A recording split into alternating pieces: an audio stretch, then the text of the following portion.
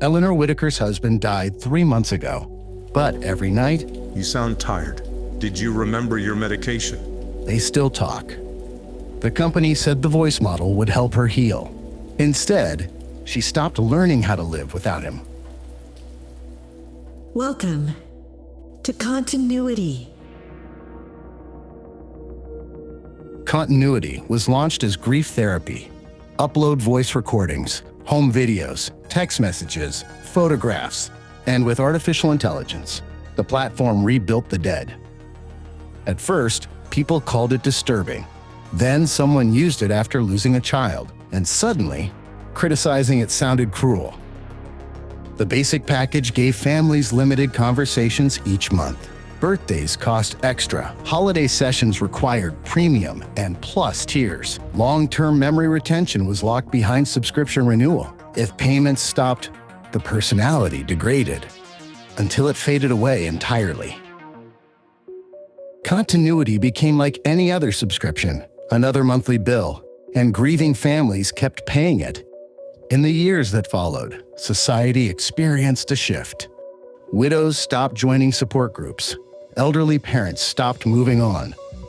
Children grew up casually speaking to dead grandparents before school. Nobody called it artificial intelligence anymore.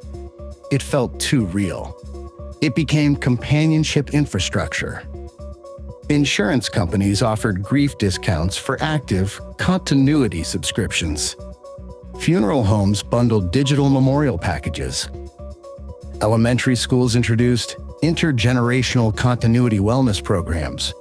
Estate lawyers added digital presence clauses to wills. Death no longer ended a person's role in family decisions, but something else disappeared too. Recovery. Any healing was caught in a suspended state.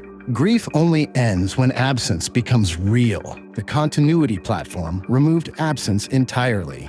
The company didn't cure loneliness. It monetized the inability to let go, offering more and more benefits.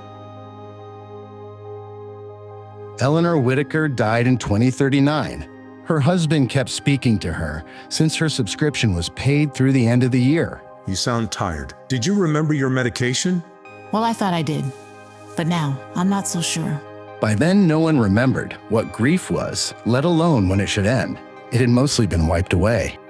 An abstract, archaic emotion that was better left as a memory.